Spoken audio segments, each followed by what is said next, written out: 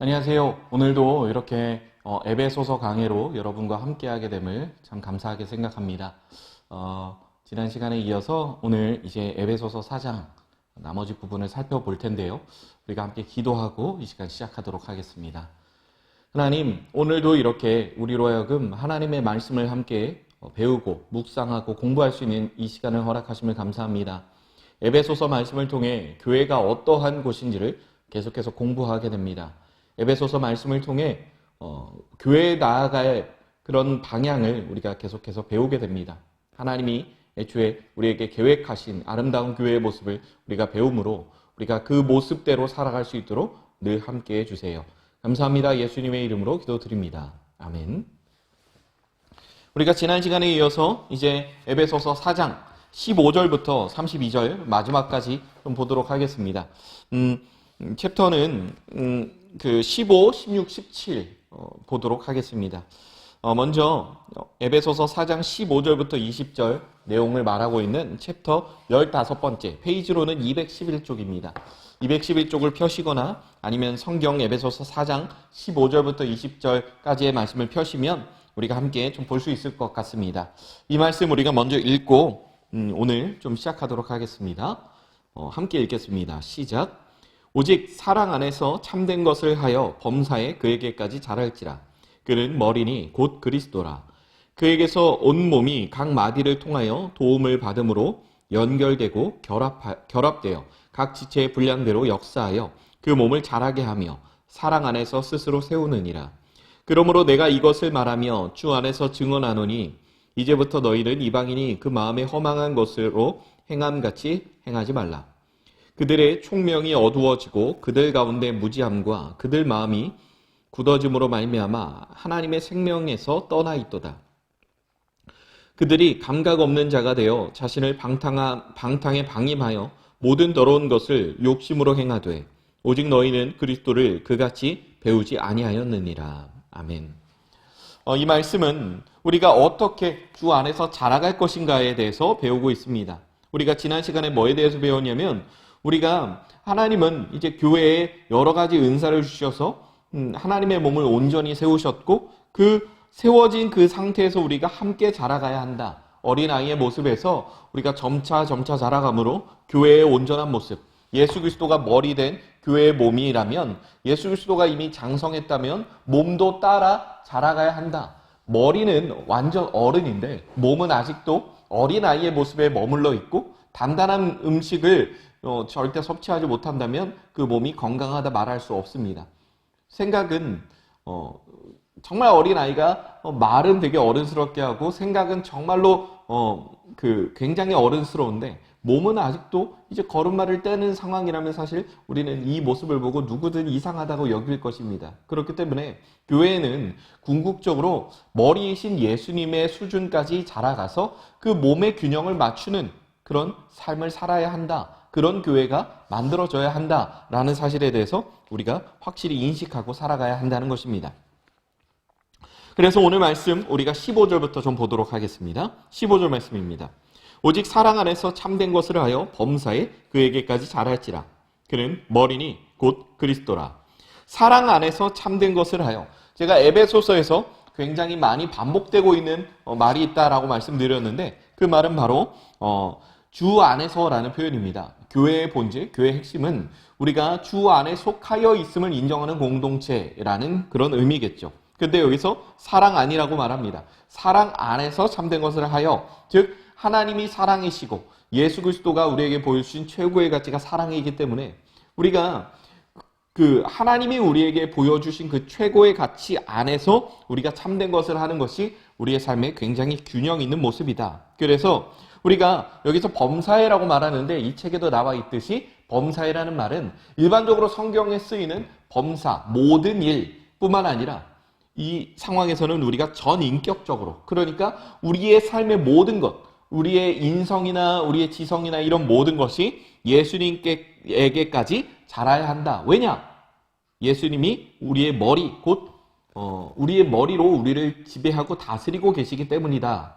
라는 그런 의미가 될 수 있습니다. 제가 좀 전에 말씀드렸듯이 머리는 굉장히 성장해 있는데 몸은 아직도 성장하지 않는다면 그 비정상적이고 불균형하다라고 할 수 있을 것입니다.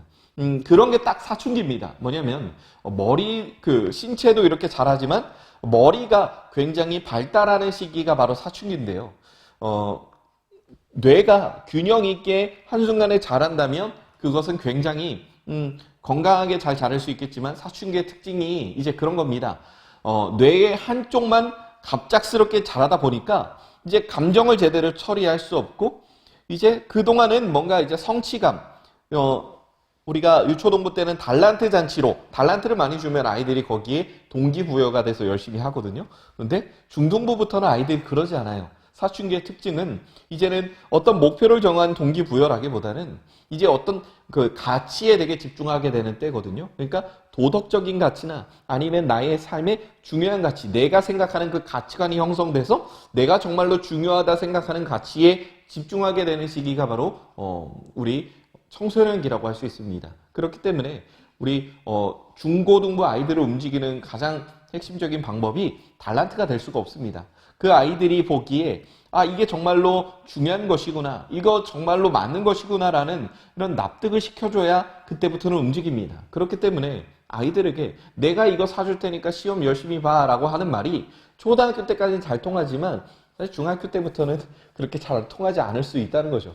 내가 그런 것 가지고 움직여야 돼? 이런 반응을 보이는 것이 우리 아이들의 모습입니다. 물론 받으면 기분이 좋지만 그것 때문에 움직이는 걸 싫어한다는 거죠.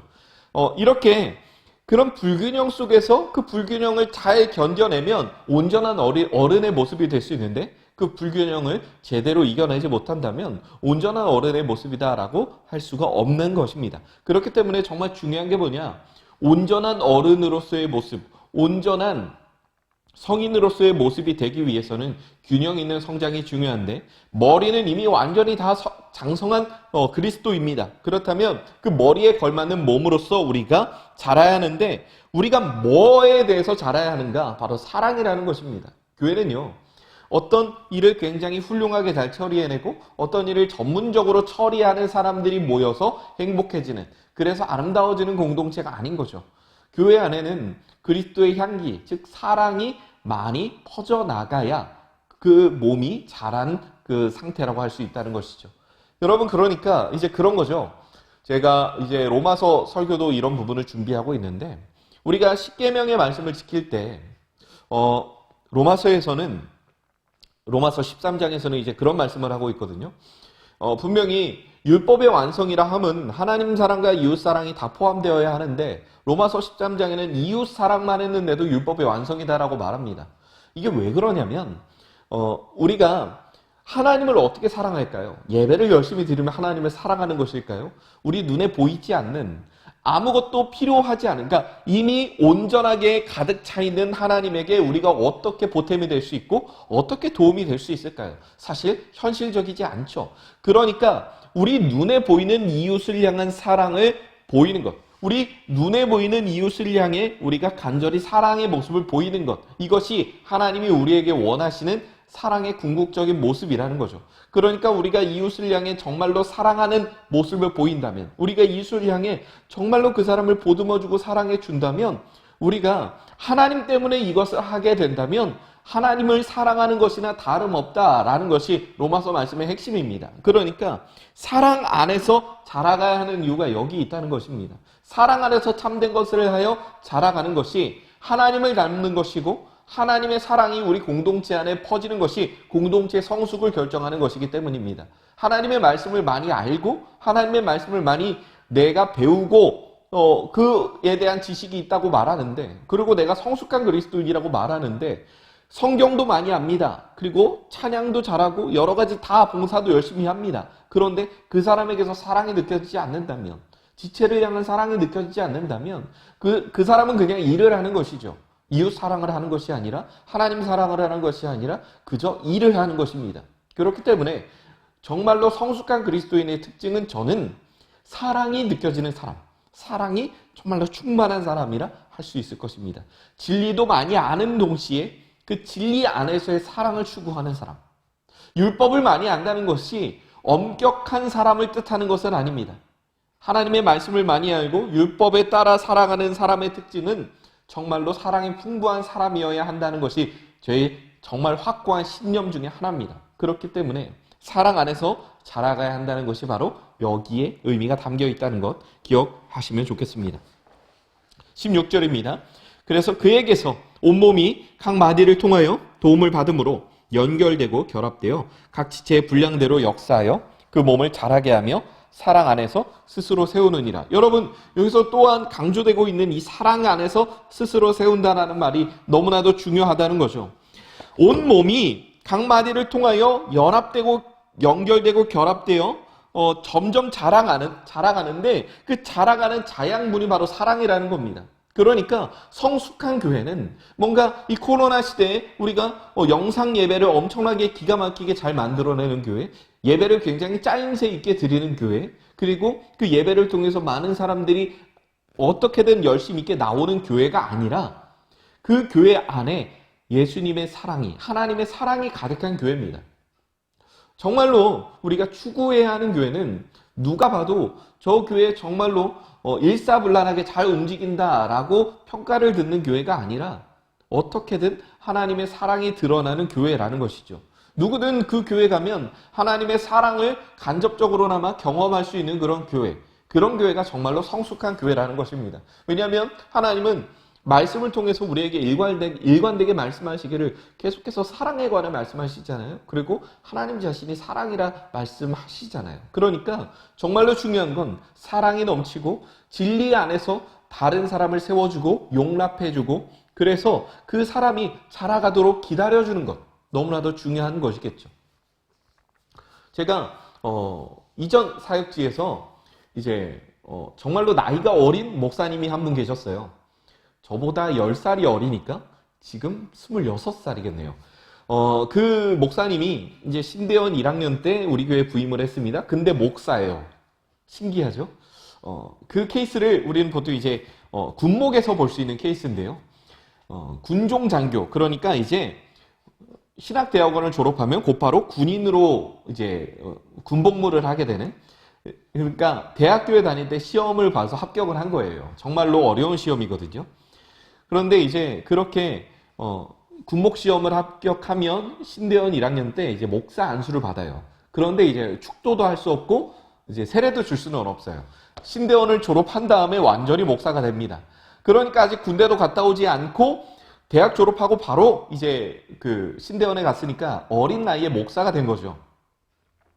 그런데 아직 나이가 어리니까 사역에 관해서 굉장히 익숙하지 않았고 조금 미숙한 모습을 보이는 것이 어찌 보면 너무 당연한 모습이었습니다. 그런데 사실 이제 목사님이라는 호칭을 쓰다 보니까 아무래도 그 친구, 제가 정말로 좋아하는 목사님인데요. 그 목사님에게 요구되는 어떤 기준들이 굉장히 빡빡해지더라고요. 그래서 저는 늘 그 목사님이 충분히 성장할 수 있고 충분히 자라갈 수 있다라고 그렇게 생각을 했어요. 그래서 제가 그 목사님이 혼나면 이제 남았다가 그 목사님한테 밥 먹으러 가자 그래서 얘기 들어주고 위로해주고, 그리고 설교하고 나면 이제 제가 그때 당시에 같이 제가 양육, 그러니까 여러분과 이렇게 지금 온라인으로 하는 거 말고요, 우리가 원래 해야 되는 그런 양육 있잖아요. 한 공간에 모여서 이렇게 양육을 할 때 그 양육을 들으시는 분들한테도 부탁을 드렸어요. 그 목사님이 설교를 하면 가서 오늘 설교 정말 좋았다고 칭찬 한 번만 해달라고 부탁을 드렸어요. 그러니까 그 목사님이 그런 사랑 안에서 점점 자라가는 게 느껴지더라고요. 그리고 칭찬하는 분들도 저의 부탁에 의해서 어쩔 수 없이 하시는 것이지만 그렇게 칭찬을 한 다음에 그분이 자라나가는 모습을 보니까 기분이 되게 좋으셨을 거라고 생각해요. 제가 그걸 보면서 뭐에 대해서 확신을 했냐면, 사람을 자라게 하는 거는 그 사람을 혼내고 그 사람에게 굉장히 좀 엄격하게 대하는 모습이 아니라 그 사람에게 사랑을 했을 때, 사실 진심 어린 사랑에 의한 그 교훈과 책망, 여러분 이것은 너무나도 건강한 것이라 생각합니다. 때로는 사람은 어떤 경우에는 조금 쓴소리도 들어야 성장을 할 수 있다고 봐요. 그런데 그 소리마저도 우리는 사랑 안에서 해야 한다는 거죠.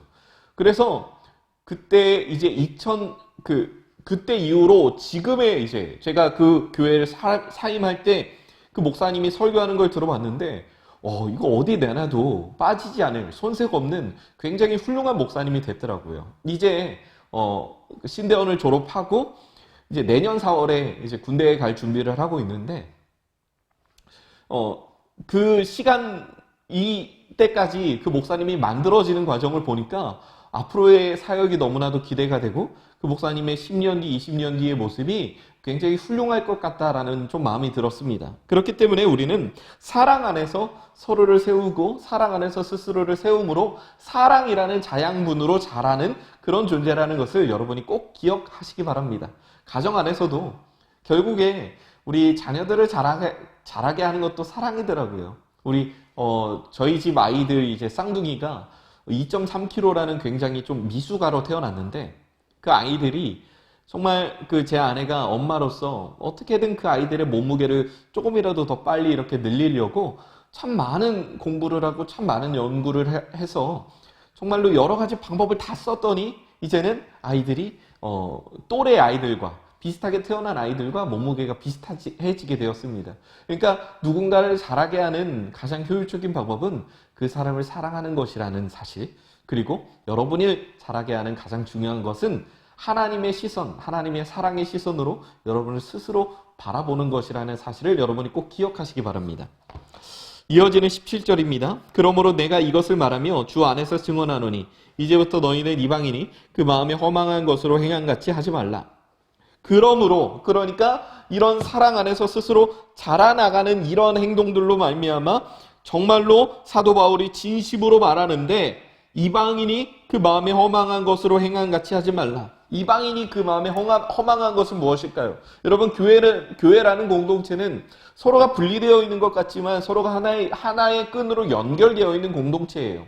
재미있게도요, 그 교회에 어떤 교회를 가서 어떤 교회의 교육부서의 모습을 보면 그 교회 전체적인 모습이 다 보입니다.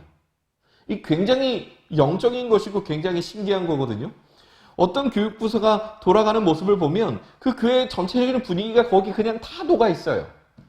예를 들어 우리 교회 유초동부의 모습이 조금만 거슬러 올라가면 우리 교회 전체적인 모습이라는 거죠. 교회는 한 몸이기 때문에 영적인 분위기와 흐름이 하나의 물길로 흐르는 그런 공동체입니다. 교회가 굉장히 전체적으로 건강한데 한 부서만 이상하게 엄청나게 뒤처진다. 사실 이런 경우는 별로 없습니다. 그리고 교회가 전체적으로 굉장히 다운되어 있고 굉장히 그 교회가 건강하지 못한데 한 부서가 지나치게 건강한 경우도 사실 없어요. 이 한 부서가 건강해지려면 교회가 전체적으로 건강해져야 마땅하다는 거죠.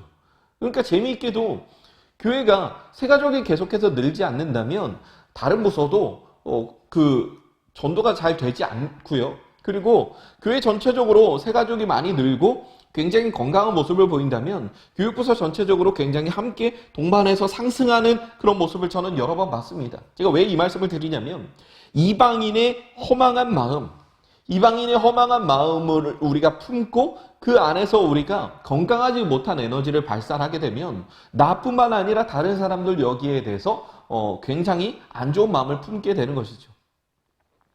예를 들어 우리가 이방인의 허망한 마음이 뭐가 있을까요? 저는 그 중에 하나 정말로 중요한 게 비교하는 마음이라고 봅니다.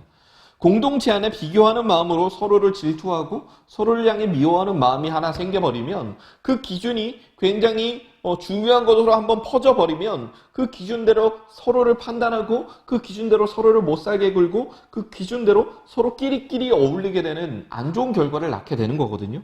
그러니까 이 이방인의 허망한 마음이 한번 퍼지는 순간 공동체엔 굉장히 홍역을 앓게 되는 그런 결과가 생긴다는 겁니다. 그러니까 사랑이 아닌 다른 걸로 공동체를 오염시키는, 더럽히는, 어지럽히는 이런 행동을 우리가 마땅히 지양해야 한다는 것입니다. 18절입니다. 그들의 총명이 어두워지고 그들 가운데 있는 무지함과 그들의 마음이 굳어짐으로 말미암아 하나님의 생명에서 떠나 있도다. 여러분, 우리가 그 이방인의 허망한 마음 안에 거하면 어떤 현상이 일어나냐면 우리가 총명, 하나님이 우리에게 주신 지혜로부터 우리가 떠나게 된다는 겁니다. 하나님의 시선으로 우리를 봐야 마땅한 사람이 서로를 인간적인 세상적인 기준으로 비교하고 앉아 있으니 여러분 그 모습이 우리가 마땅하다 말할 수 있을까요? 그러니까 하나님의 시선으로 보기에 정말로 한없이 사랑스럽고 하나님의 시선으로 바라보기에 정말로 부족함 없는 나 자신이 굉장히 초라하게 느껴지는, 그래서 그 허망함 그 상태에 거하게 된다는 건 반대로 하나님의 지혜로부터 멀어져서 허무한 데 계속해서 거하게 된다라는 겁니다. 무지함, 우리가 정말 하나님의 지혜와 하나님의 진리를 머리로는 알고 있지만 그 상황에서 나나 다른 사람들에게 적용하지 못하는 무지함이 우리 안에 생겨서 마음이 굳어진다는 거죠. 굉장히 마음이 굳어진다는 거 뭐냐? 굉장히 하나님의 생명에서 떠나 있다는 건 그 자체로 우리가 죄의 상태라는 겁니다. 제가 몇 주 전에 여러분들에게 말씀드리기를 우리가 죄를 지었을 때 나타나는 현상, 나뭇가지를 나무에서 뗐을 때 그 나뭇가지에 붙어있는 나무니까 그 나뭇가지의 최초의 모습은 살아있는 것 같으나 이제부터 영양분을 공급받지 못하기에 죽은 것이나 다름없는, 아니 죽은 상태라는 것을 제가 분명히 말씀드렸습니다. 그 결과 어떻게 되냐면 19절입니다. 그들이 감각 없는 자가 되어 자신을 방탕에 방임하여 모든 더러운 것으로 욕심으로 행하되. 감각이 없어집니다. 감각이 없어진다는 건 뭐냐면요, 나에게 내가 올바른 영양분을 공급받는 나뭇잎인데 내가 다른 에너지를 공급받으면 나뭇잎의 색이 변하죠. 나뭇잎이 건강해지지 못하게 되는 겁니다. 온전히 건강해져야 하는 나무와 그 나뭇잎의 그 공생관계, 영양분을 흡수해서 건강해지는 그 공생관계로부터 떨어지게 된다는 건 이제 나는 죽은 사람이기 때문에 감각이 없어진다는 거예요. 하나님으로부터 에너지를 공급받아서 내가 어떤 부분에서 죄를 지으면 그 죄가 나에게 아파야 되는데 이제 더 이상 나에게 아프지 않다는 거죠. 왜? 죽은 상태니까요. 죽어있는 신경엔 아무리 고통을 가해도 그 신경이 더 이상 아프지 않은 겁니다. 바로 우리가 그런 비극적인 상태에 내버려 두고 스스로를 그 욕심 가운데 내버려 두며 계속해서 그 욕심으로 행하게 된다는 것이죠. 그래서 20절, 오직 너희는 그리스도를 그같이 배우지 아니하였느니라. 여러분, 복음이라는 것은 우리가 마땅히, 제가 이 에베소서에서 계속해서 강조되고 있는 표현 뭐라 그랬죠? 우리가 예수님 안에 거하는 것이다. 그것이 바로 복음이다. 예수님이 안에 생명이 있는 것이기 때문에 예수님 안에, 그리고 예수님이 내 안에 거한다는 사실을 인정하는 것, 그리고 그 고백대로 살아가는 것, 그것이 바로 복음이다라고 말씀드렸는데 사도 바울이 아니나 다를까 그 얘기를 하고 있는 겁니다. 너 그렇게 배우지 않았어. 너 예수 안에 거해야 한다는 사실을 배웠잖아. 예수 밖에 있었을 때 너희에게 아무런 생명도 없다는 거 너희 알고 있잖아 라고 그렇게 가르치고 있다는 것이죠. 우리가 이어서 우리 21절부터 좀 말씀을 보도록 하겠습니다. 이제 챕터를 넘어서서요. 챕터 16번째. 새로운 사람이라는 챕터 우리가 보도록 하겠습니다. 에베소서 4장 21절부터 24절까지의 말씀입니다. 페이지로는 228페이지. 우리가 이 말씀 다 같이 합독하겠습니다. 21절부터 시작. 진리가 예수 안에 있는 것 같이 너희가 참으로 그에게서 듣고 또한 그 안에서 가르침을 받았을진데 너희는 유혹의 욕심을 따라 썩어져가는 구습을 따르는 옛사람을 벗어버리고 오직 너희의 심령이 새롭게 되어 하나님을 따라 의와 진리의 거룩함으로 지으심을 받은 새 사람을 입으라. 여러분, 정말로 중요한 것, 우리가 예수 안에 있는 것 같이, 진리가 예수 안에 있는 것 같이, 21절 말씀 우리가 볼까요? 진리가 예수 안에 있는 것 같이 너희가 참으로 그에게서 듣고 또한 그 안에서 가르침을 받았을진데. 사도 바울이 아니나 다를까 제가 20절 말씀을 통해서 강조드린 것, 우리가 예수 안에 있어야만 성장할 수 있잖아 라고 하는 말씀을 여기서 그대로 하고 있는 것이죠. 진리가 예수 안에 있다. 우리가 예수 안에 있을 때 진리를 접할 수 있다. 그래서 참으로 그에게서 듣고 또 그 안에서 가르침을 받았다. 진리 안에서, 예수 안에 있는 진리 안에 거할 때 우리는 비로소 생명력을 얻을 수 있다는 것이죠. 그래서 22절에서 이렇게 말합니다. 너희는 유혹의 욕심을 따라 썩어가는 구습을 따르는 옛사람을 벗어버리고. 여러분, 옛사람을 벗을 수 있는 방법은 우리가 예수 안에 거하는 것, 예수 안에 있는 진리 안에 거하는 것이라 말하는 것이죠. 그러니까 우리가 예수 밖에 있으면 우리는 자연스레 생명력이 끊기게 되고 우리의 몸에 모든 것이 무감각해져서 계속해서 죄에 대해서 방임하고 내버려두는 그런 상황에 빠지게 된다는 것이죠. 여러분, 재밌는 게 뭔지 아십니까? 교회는요, 우리가 계속해서 다니다가 한두 주 안 나가면 우리 마음이 굉장히 찔려요. 그런데 그 시간이 한 달이 되고 두 달이 되고 세 달이 되면 교회에 나가지 않는 것이 당연해지고 그날 뭔가 자꾸 할 일이 생기는 것이 우리의 삶의 순리입니다. 그렇기 때문에 우리가 정말로 무엇인가에 대해서 무감각해진다는 건 우리가 예수 안에 거하고 있느냐, 거하고 있지 않느냐에 대한 기준이 우리를 지배하고 사로잡을 때가 너무나도 많다는 겁니다. 그러니까 여러분의 삶에서, 우리의 삶에서 정말로 주목해 봐야 하는 건 내가 살아가고 있는 삶의 모습이 정말로 예수 안에 머물러 있는가? 예수 안에 내가 살아가고 있는 기준이 예수 안에 있는 진리의 기준에 근거하고 기초하고 있는가? 여러분, 이것이 우리에게 있어서 너무나도 중요하다는 것입니다. 그렇게 우리가 예수 안에서 정말로 스스로 감각 있는 자로 유혹의 욕심을 따라 썩어져가는 구습을 따르는 옛사람을 벗어버리고 우리는 스스로 죄를 떨쳐낼 수가 없습니다. 우리는 스스로의 노력으로 그걸 할 수가 없어요. 그렇기 때문에 우리가 새로운 사람을 입으려면, 옛사람을 벗어버리려면 우리가 해야 할 최선은 예수 안에 거하는 것 이상도 이하도 없다는 겁니다. 23절과 24절 함께 보도록 하겠습니다.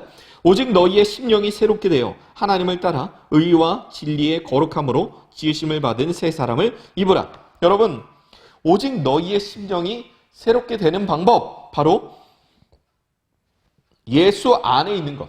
그래서 하나님을 따라 의와 진리의 거룩함으로 지으심을 받은 새 사람을 입으라. 심령이 새롭게 되어 우리가 해야 할 것, 하나님을 따라 살아야 한다. 하나님을 향해 살아야 한다. 하나님을 따라 사는 건 주 안에 있을 때만 가능합니다. 하나님을 따라 사는 건 바로 하나님으로부터 영양분을 공급받는 것을 말합니다. 그러니까 진리의 거룩함으로 지으심을 받았다라고 말하고 있어요. 그러니까 내가 지은 것이 아니죠. 내가 변화한 것이 아니죠. 나를 변화시키셨고 나를 지으셨고 그것을 따라 새 사람을 우리가 입으라라고 말하는데, 이거 새 사람을 마치 옷처럼 말하고 있습니다. 여러분, 우리는 우리 안에서 거룩함이 나올 수 없는 존재예요. 우리의 노력과 우리의 삶의 어떠한 방향으로 우리 안에서 뭔가를 기대할 수 없는 그런 비참하고 가련한 존재라는 겁니다. 우리에게 있어서 무언가 좋은 모습이 나오려면 옷을 입듯이, 우리가 이쁜 옷을 입듯이 나 자신을 치장하는 옷을 입어야 우리에게 거룩함이 보이고 우리에게 뭔가 긍정적인 면이 보인다는 겁니다. 그러니까 우리가 거룩함을 가진다는 건 나의 거룩함이 아니라 예수님의 거룩함을 옷 입는 것이죠.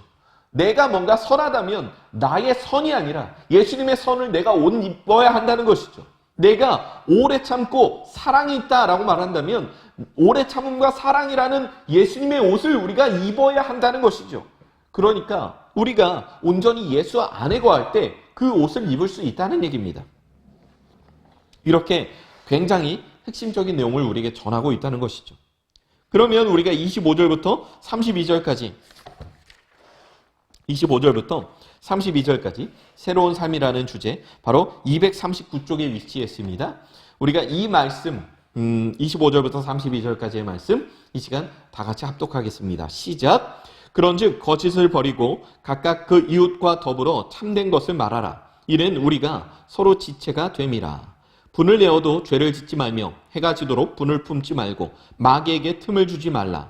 도둑질하는 자는 다시 도둑질하지 말고 돌이켜 가난한 자에게 구제할 수 있도록 자기 손으로 수고하여 선한 일을 하라.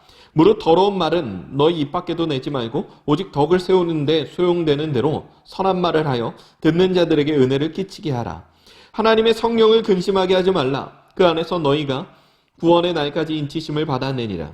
너희는 모든 악독과 노함과 분냄과 떠드는 것과 비방하는 것을 모든 악의와 함께 버리고 서로 친절하게 하며 불쌍히 여기며 서로 용서하기를 하나님이 그리스도 안에서 너희를 용서하신 것 같이 하라. 그래서 새 사람을 입은 사람, 우리가 범사에 예수께로 자라갈 수 있는 유일한 비결은 그리스도 안에 머물러 있는 겁니다. 그래서 그로 말미암아 새 사람을 입었다면 우리는 거짓을 버리고 참된 것을 말해야 합니다. 그리고 분을 내어도 품지 말고 마귀에게 틈을 주지 말아야 합니다. 그리고 도둑질하지 말고 자기 손으로 수고해 선한 일을 해야 합니다. 크게는 두 가지, 세분화해서는 세 가지 정도를 말하고 있죠. 첫 번째는 이제 거짓에 관한 것, 말에 관한 것, 그리고 분을 내는 것, 그리고 도둑질하지 않는 것.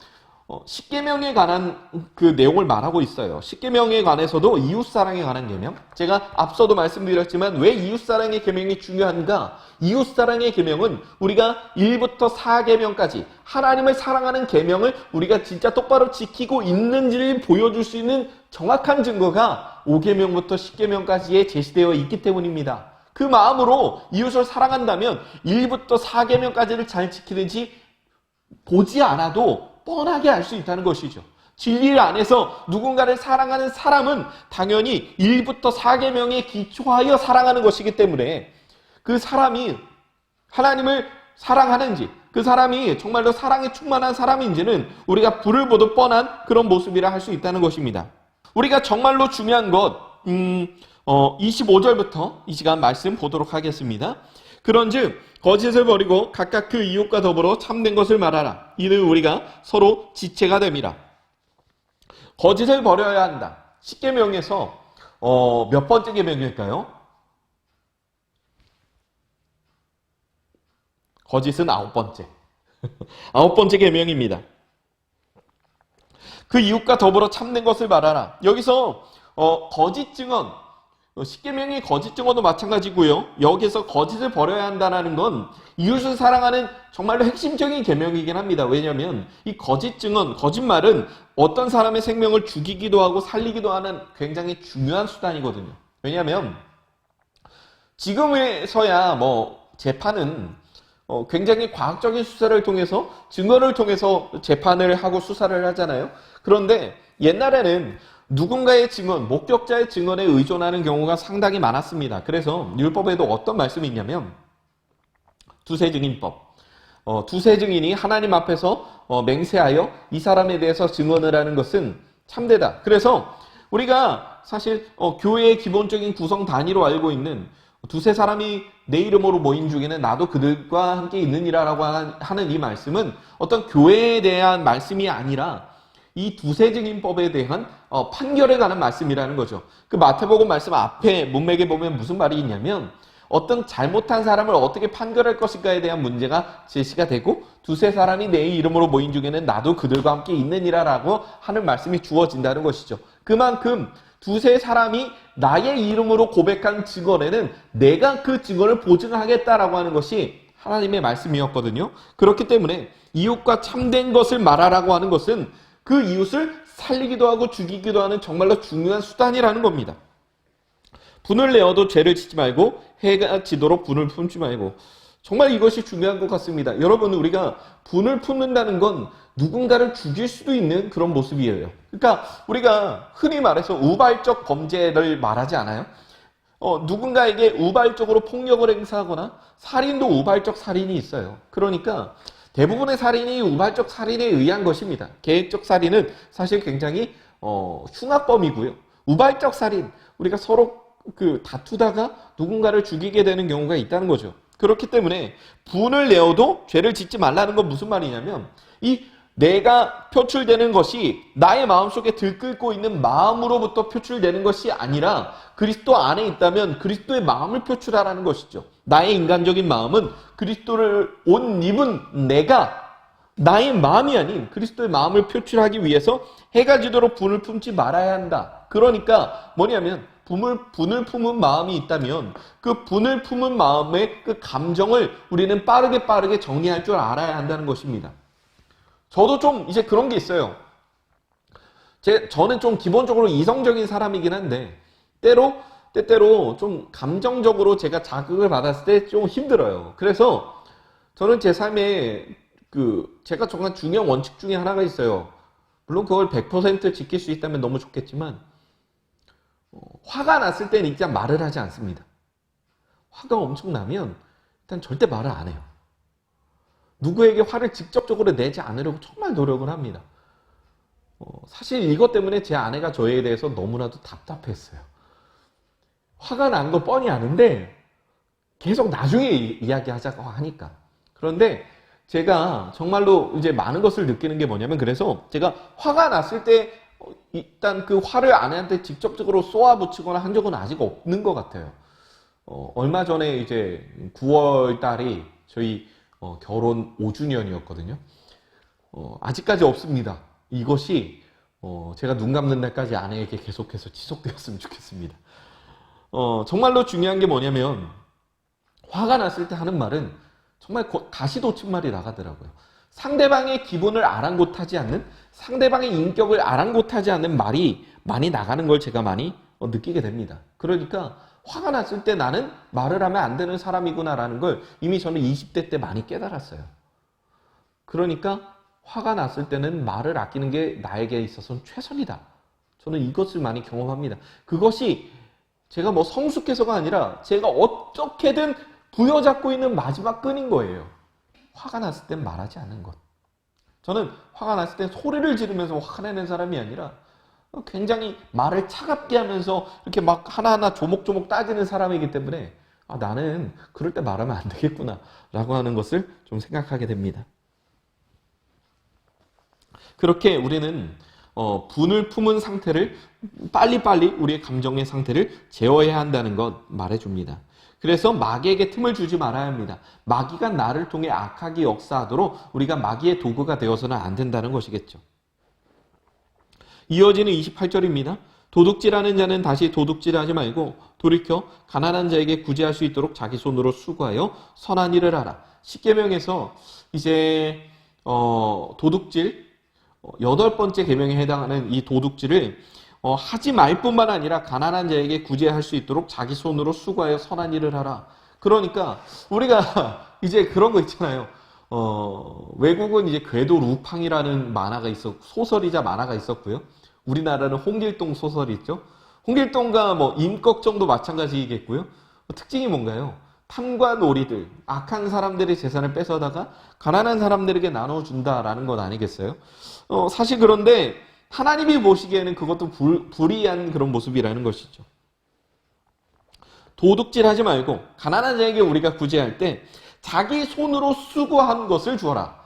그러니까 내 수중에 있는 것을 넘겨주어라 라고 하는 것입니다. 도둑질하지 말 것은 너무나도 당연한 진리이기 때문에 우리가 정말 여기서 주목해 봐야 하는 것은 무엇이냐면 이 책에도 나와 있는 정말로 중요한 내용, 김남준 목사님의 비유를 제가 읽고 감탄을 했는데, 흐르는 강물에 의해서 나무들이 유익을 얻고 많은 동물들이 유익을 얻습니다. 물을 마시고. 그런데 그 강물은 묵묵히 자기 할 일, 흐르는 일만은 계속 하고 있다는 것이죠. 그러니까 여기서 중요한 건 나는 흐르는 일, 내가 해야 하는 일을 계속해서 했을 때 나로 인해서 이득을 볼 수 있는 것. 그래서 여기서 우리가 나와 있는 말씀 중에 그 서로 친절하게 행한다는 게 바로 이 말씀이잖아요. 32절에 서로 친절하게 행하여 불쌍히 여기며 서로 용서하기를 하나님이 그리스도 안에서 너희를 용서하신 같이 하라. 친절하게 행한다는 것, 구제한다는 것. 그래서 이런 것들은 이제 흐르는 강물이 다른 존재들에게 유익을 끼치듯이 살아야 한다는 것을 우리에게 비유적으로 설명하고 있는 것과 마찬가지라고 봅니다. 그런데 여러분, 여기서 정말 중요한 건 이 비유에 저는 한 가지를 더 추가하고 싶어요. 흐르는 강물이 누군가의 욕심으로 이제 우리가 너무 과도하게 그 물을 끌어 쓰거나 그 물기를 우리가 인위적으로 너무 변화시키거나 그 강물을 가지고 우리가 너무 과도하게 잘못된 것이나 아니면 여러 가지 다른 용도를 가지고 써버리면, 그리고 논에다가 우리가 과도하게 너무나도 많은 물을 투자해버리면 그 강물은 메말라서 더 이상 생명을 살릴 수 없는 강물이 되어버린다는 거죠. 가뭄이 일었을 때 그 강바닥에 퍼덕거리는 생명력을 잃어가는 물고기들을 우리는 심심찮게 볼 수 있습니다. 제가 드리고자 하는 말씀이 뭐냐면, 우리가 누군가에게 친절을 베푸는 것, 누군가를 구제하는 건 내가 흐르는 일을, 그러니까 나의 일상을 유지할 수 있는 범위 안에서 해야 한다는 것입니다. 남에게 무언가를 할 땐 우리는 과도하게 내가 가진 모든 것을 남에게 과도하게 넘긴다는 것 생각보다는 내가 이것을 주고서도 나의 일상을 유지하는 데 문제가 없겠다라고 하는 그 범위 안에서 해야 한다는 것이죠. 물론 거룩한 부담감을 안고 무언가를 해야 하는 건 맞지만 그것이 우리의 삶에 과도하게 이루어져서는 안 된다는 겁니다. 저는 그래서 하나의 중요한 원칙을 세웠어요. 제가 누군가를 구제할 때 그 인터넷에서 이제 단회적으로, 그러니까 한 번씩 이제 구제할 때는 저는 늘 10,000원에 구제를 합니다. 그리고 누군가 그 정말로 지인을 내가 정말 사랑하는 사람을 위해서 내가 무언가를 구제할 때는 그 안에서 내가 당시의 삶에 이제 문제가 없는 범위 안에서 최대한을 합니다. 그리고 이미 아내와 저는 우리 가정에 이미 매달 구제 비용으로 책정돼서 저희가 나가는 비용들이 있거든요. 저나 아이는 이제 외국에 좀 어려운 나라에 한 아이를 이렇게 한 아이씩 맡아서 그 아이들을 좀 후원하고 있고요. 그리고 몇몇 기독교 단체나 사회적인 어떤 선한 일을 하는 단체에 계속해서 기부를 하고 있습니다. 그런데 그 일이 완전 작은 돈은 아닌데요. 대충 계산해 보니까 매달 나가는 돈이 한 15만 원 정도는 되는 것 같아요, 가정에서. 그런데 그 돈이 부담된다면 부담될 수 있지만 사실 그 정도를 해서 우리 가정이 뭐 밥을 못 먹고 산다던가 하는 건 아니기 때문에 계속해서 우리 가정은 우리 가정대로 흐를 수 있는 범위 안에서 정말로 최선으로 내가 다른 이들을 위해서 할 수 있는 구제를 열심히 하는 것, 이것이 정말 중요하다고 생각합니다. 29절입니다. 무릇 더러운 말을 너희 입 밖에도 내지 말고 오직 덕을 세우는 데 소용되는 대로 선한 말을 하여 듣는 자들에게 은혜를 끼치게 하라. 이 말에 관해서 계속해서 말하고 있는데요.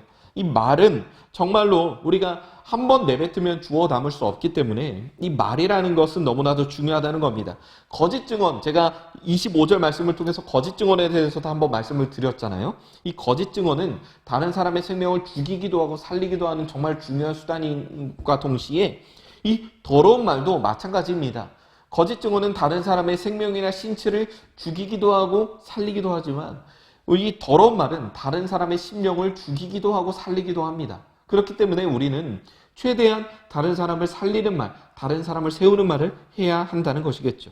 그렇기 때문에 우리가 되도록이면 덕을 세우는 말, 똑같은 말을 하더라도 기분 좋은 말을 할 수 있어요. 그러니까 단어 선택을 기분 좋게 한다기보다는 그 사람을 사랑하는 사랑의 바탕 위에 해야 합니다. 여러분 이제 그런 거 있잖아요. 저는 늘 그런 얘기를 하거든요. 누가 나에게 이런 말을 하면 저는 정말 기분이 좋아요 라고 말을 했을 때 저는 딱히 어떤 말을 들었을 때 기분이 좋은 사람은 아니에요. 그런데 저를 정말로 사랑하는 분의 한마디 말이라면 저는 늘 기분이 좋아요. 어떤 말이든. 그 말이 때로는 쓴소리라도 당시에는 기분이 나쁠 수 있지만 결과적으로는 너무 감사한 마음이 듭니다. 왜냐하면 사랑하는 마음에서 하는 말이니까요. 사랑하는 마음에서 하는 말이면 그 모든 것이 다 행복한 거예요. 그러니까 여러분, 다른 사람에게 말을 이쁘게 하는 것도 중요하지만 나의 마음에 그 사람을 사랑하는 바탕 위에서 어떤 말을 하는 것이 중요하다는 겁니다. 그러니까 제가 드리고자 하는 말씀이 뭐냐면요. 우리가 누군가를 지적하고 싶을 때 내가 그 사람을 충분히 사랑하는 마음이 없다면 되도록이면 자제하는 것이 옳다는 겁니다. 사랑하는 마음이 없이 누군가에게 뭐라고 말을 했을 때 여러분 그 사람이 쉽게 변할까요? 변하지 않죠. 우리의 자녀도 마찬가지예요. 사람은 영적인 존재라서요. 어떤 말을 들었을 때 이 사람이 나를 사랑하는 마음으로 말을 했는지 아닌지를 기가 막히게 알아요. 그렇기 때문에 사랑하는 마음의 바탕 위에서 쓴소리를 했을 때 그 사람이 듣는 거고요. 그 마음의 바탕이 없을 때 그 마음의 바탕이 없을 때 좋은 말을 하면 그 사람이 그 말을 듣고 잠시 잠깐은 좋아할 수 있겠지만 그 사람은 성장시킬 수 없습니다.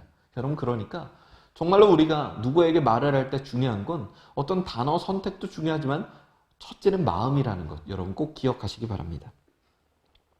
하나님의 성령을 근심하게 하지 말라. 그 안에서 너희가 구원의 날까지 인치심을 받았느니라. 성령을 근심하게 하는 것. 우리 마음은 성령의 전이라고 이미 고린도전서 3장 16절은 우리에게 말합니다. 성령의 전, 성령이 거하시는 곳이라면 우리는 늘 우리가 성령을 근심하게 하지 말 것은 우리가 품은 마음, 그러니까 여기서 그 말을 하고 있는 거예요. 우리가 어떤 말을 하느냐, 어떤 행동을 하느냐보다는 우리가 그 말을 하고 그 행동을 하는 우리 마음의 근원이 중요하다. 성령을 근심하게 한다는 건 우리가 어떤 마음을 먹고 있느냐의 문제가 우리의 삶에서 제일 중요하다라는 겁니다. 그래서 너희가 구원의 날까지 인치심을 받았다라고 하는 건, 여기서 말하는 인치심은 도장 쾅 찍는 거. 도장을 쾅 찍음으로 그 사람 확정 짓는 거. 우리가 구원을 받은 자라면 구원을 받은 자답게 우리 마음 가운데 선한 것을 품고 살아가야 마땅하다는 것을 말하고 있는 겁니다. 너희는 모든 악독과 노함과 분냄과 떠드는 것과 비방하는 모든 것을 모든 악의와 함께 버려야 한다. 그러니까 우리 마음에 어떤 마음을 품고 있느냐가 중요하고, 이런 것들을 버려야만 성령이 근심하지 않는다. 누군가를 사랑해요. 누군가에게 너무 좋은 마음을 갖고 있습니다. 그런데 여러분, 그 행동이나 그 표현 방식이 서툴어요. 그러면 언젠가는 그 진심이 전달은 됩니다. 그런데 우리 마음에 아무리 좋은 마음을 우리 마음에 너무나도 나쁜 마음을 품고 있는데 겉으로는 좋은 행동을 했을 때, 그 행동은 그 당시에는 그 사람을 기분 좋게 할 수 있어도 결국 이 열매를 맺을 수가 없어요. 여러분, 그것을 우리는 가식이라고 말하잖아요. 가식은 열매를 맺을 수 없습니다. 정말 중요한 건 우리는 이미 우리의 마음의 정리를 먼저 해야 하는 존재다. 여러분 꼭 기억하시기 바랍니다. 그래서 우리는 그리스도 안에서 너희를 용서하신 같이 다른 사람을 용서해야 한다. 친절하게 행해야 한다. 여기서 정말로 중요한 표현들, 우리가 결국 그리스도 안에 머물러 있어야 한다. 그리스도 안에 머물러 있을 때야만 우리가 살 수 있다. 우리의 마음의 변화는 그리스도 안에 머물러 있을 때 가능하다. 우리가 다른 사람을 사랑하는 마음을 갖는 것, 그리스도가 나를 용서하심을 우리가 경험하고 그 용서하심의 마음을 우리가 품을 때, 나같이 가치 없고 나같이 악독한 죄인을 용서하신 그 마음을 우리가 이해할 때, 우리가 비로소 다른 사람들에게도 넉넉한 마음을 가질 수 있다고 말하는 것이죠. 여러분, 교회를 성장시키는 정말 가장 중요한 원동력은 바로 사랑입니다. 무언가 훈련을 한다고, 무언가 능숙하게 무언가를 한다고 그 교회가 성장하는 것이 아닙니다. 교회의 성장은 물론 외형적인 몸집의 성장도 중요하지만 범사의 머리이신 그리스도께 자라는 것, 그런데 그 그리스도에게로 자라는 건 그리스도 안에 있는 사랑을 우리가 먹고 자란다는 것이죠. 여러분, 저는 우리 수원은혜교회의 모든 분들이 사랑 안에서 성장하는 공동체가 되었으면 좋겠습니다. 서로 사랑함으로 서로의 성장을 도모하는 공동체가 되었으면 좋겠습니다. 여러분이 하나님의 사랑을 누림으로 여러분의 개인의 영적인 성장을 누리는 공동체가 되었으면 좋겠습니다. 우리는 사랑으로만 자라는 공동체입니다. 누군가의 나쁜 모습을 보았을 때 그 사람을 변화시킬 수 있는 능력도 사랑이고요. 그리고 누군가가 넘어져 있고 연약할 때 그 사람을 다시 일으킬 수 있는 유일한 에너지도 바로 사랑입니다. 여러분, 우리가 그렇게 사랑 안에서 선한 일을 행하는 공동체가 되기를 이 시간 주님의 이름으로 축복합니다. 오늘 여기까지 하고 마치도록 하겠습니다. 기도하겠습니다. 하나님, 오늘 이렇게 우리에게 에베소서 4장 말씀을 통해서 사랑 안에서 사랑을 통해 자라가는 공동체가 교회라는 것을, 우리 모든 성도라는 사실을 우리에게 깨닫게 하시니 감사합니다. 하나님, 우리 마음에 그리스도 안에 있는 사랑을 품으며 살아갈 수 있도록 도와주세요. 사랑으로 자라가는 우리 수원은혜교회 되기를 원하오니 주님 늘 우리를 붙들어 주옵소서. 함께 하실 주님의 이름을 찬양합니다. 감사합니다. 예수님의 이름으로 기도드립니다. 아멘.